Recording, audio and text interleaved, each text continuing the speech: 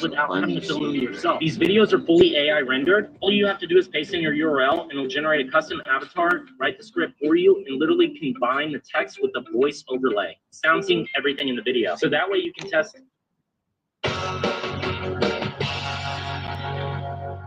Sex education.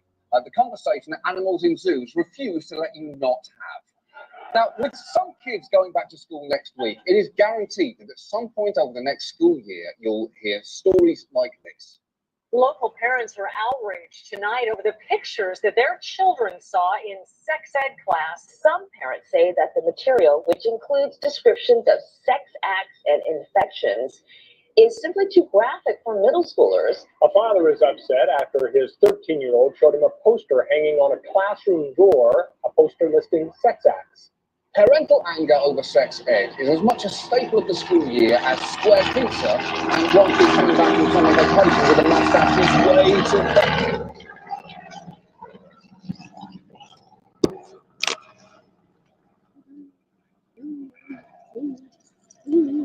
You guys, I can't believe that we're almost there. Hopefully we're not there yet because I still have to make the 50,000 subs video after this one. Also, it took a community guidelines warning, but now I finally know where the line is. I can show not certain things in my videos. I can show certain things. Not that thing that I showed. You gotta look on the positive side though. Now, at least, I know for sure. So I've done 2 goofy videos, and naturally, we have to balance it out with something a little more serious. Something a little more, richer. Like a lot of you, I grew up with some pretty F-tier, not skibbity sex education. YouTube, I swear, my videos are not made for kids. As a joke. It's post-brain rot. Okay, trust me. Anyways, we've done a lot of videos on what sex education should be, but in order to truly master this concept, one must study all its aspects. So today, we're taking a very broad look at abstinence-only sex education, its praises and its pitfalls. I want to keep this video largely unbiased until the very end, when I give you my personal opinion on the matter. So let's absolutely jump right into this topic. What's up? You know you can message me on Instagram, right? Like, you ain't gotta talk here. I guess you want to talk here, so I mean, that's all you.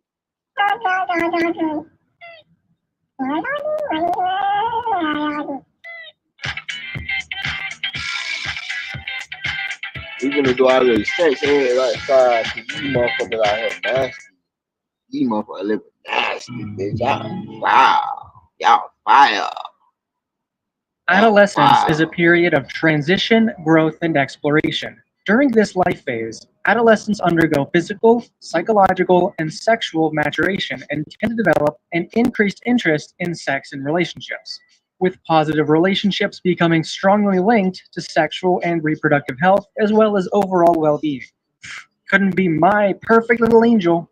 Well, parents, I hate to break it to you, but by the end of high school, the majority of teenagers will have had sex, approximately 57%. Naturally, this leads to a lot of awkward encounters between adults and teens. Get the fuck out of my room, I'm playing Minecraft. Right, you were playing Minecraft. I got you. What I'm trying to say is, these awkward encounters have led to parents offloading this responsibility onto the schools. It's your job to teach our kids about sex, not our job. We already covered the South Park episode that showed how this hilariously lackluster system is terrible, but we didn't really talk about what the schools were deciding to teach specifically.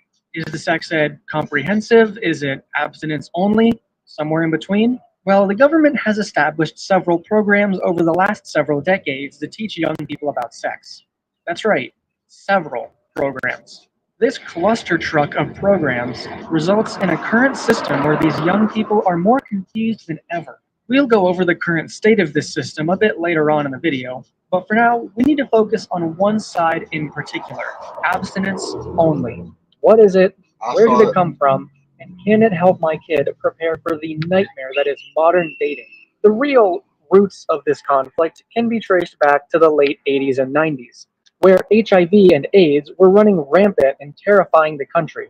Very quickly, two narratives emerged. Pro-condom teachings preached the toll's effectiveness in stopping the spread of HIV, and on the other side, anti-condom groups were denigrating its effectiveness. Keep in mind, at this point, HIV and AIDS were believed to be spread through homosexual sex, which is a belief that still hasn't completely gone away. The article that I'm using for research puts it like this. These groups were comparing using a condom to playing Russian roulette and blaming quote-unquote victims of HIV and AIDS for their own complicity in contracting what was then viewed by many as a primarily homosexual disease. At the turn of the millennium, the religious right ascended in power and influence, and with them came a host of these anti-condom groups. According to that same article, although right-wing politics bears most of the responsibility for the push against comprehensive sexuality education, it was actually in 1996, under left-wing President Bill Clinton, that the abstinence-only until marriage industry scored one of its largest victories when, under Title V, Section 510 of the Social Security Act, the federal government started granting $50 million a year to state governments to dole out to sub-grantees to carry out these programs. I did not promote and provide funding to abstinence-only sex education programs. This gave rise to what would be known as abstinence-only sex education. It often excludes other types of sexual and reproductive health education, such as birth control and safe sex practices. Abstinence education is actually pretty clearly defined, which surprised me personally, and it usually follows very specific principles at the federal level. It A. has as its exclusive purpose teaching the social, psychological, and health gains to be realized by abstaining from sexual activity. B. teaches abstinence from sexual activity outside marriage as the expected standard for all school-age children. C. teaches that abstinence from sexual activity is the only certain way to avoid out-of-wedlock pregnancy, sexually transmitted diseases, and other associated health problems. D. teaches that a mutually faithful monogamous relationship in context of marriage is the expected standard of human sexual activity. E. teaches that sexual activity outside of the context of marriage is likely to have harmful psychological and physical effects. F. teaches that bearing children out of wedlock is likely to have harmful consequences for the child's parents, and society at large. G. teaches young people how to reject sexual advances and how alcohol and drug use increases vulnerability to sexual advances. And H. teaches the importance of attaining self-sufficiency before engaging in sexual activity. The wording of that came from Wikipedia, but I was able to find multiple sources listing the same general principles. Now, I do have to point out that most of that has clear bias, especially the one about monogamous, committed marriage relationships. But the last two, G and H, actually don't really have that much bias. An intoxicated individual can't consent. We pretty much solidified that. And you shouldn't rely on sex as a kind of dependency drug. Also, pretty standardly true. Proponents of this curriculum argue that all sex before marriage has long-lasting negative effects. It should be made clear that the doctrine states that sex before marriage is bad, and not sex before you're ready, physically, mentally, and emotionally. Very clear distinction there.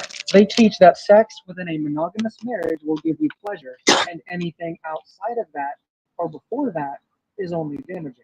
Well summarized by Wikipedia.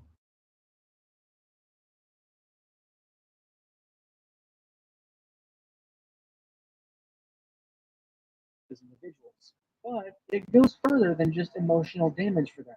Many of these groups also believe that comprehensive sex education, meaning sex ed that teaches you how to use a condom and other protections, is bad because it encourages promiscuity and more sex between young people in general. This was a big deal because at the time, more sex was arguably Hold on, I'll be back. Nah,